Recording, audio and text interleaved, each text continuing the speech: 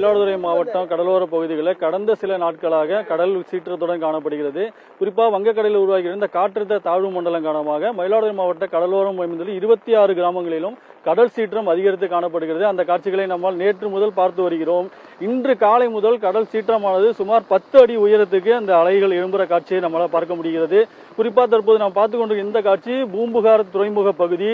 பூம்புகார் துறைமுகம் அமைத்து சுமார் ஒரு 10 ஆண்டுகள் தான் ஆகிறது. அதற்குள்ளாகவே இந்த துறைமுகத்தில் படகுகளை நிறுத்த முடியாத நிலைக்கு மீனவர்கள் தள்ளப்பட்டுள்ளனர். இதற்கு முக்கிய காரணம் அப்படின்னு பாத்தீங்கன்னா, இந்த துறைமுகத்தோட முகத்துவாரம் முறையா அமைக்கப்படலை அப்படிங்கிறது இந்த மீனவர்களோட குற்றச்சாட்டா இருக்கு. இதன் காரணமாக இந்த கடலுக்கு அந்த படகுகள் அணைக்கிற இறங்குதளம், மீன்பிடி இறங்குதளம் என்று சொல்லக்கூடிய இந்த பகுதியில படகுகளை நிறுத்த முடியல. அதுக்கு முக்கிய காரணம் இந்த கடல் அலைகள் நேரடியா துறைமுகத்தை தாக்குது.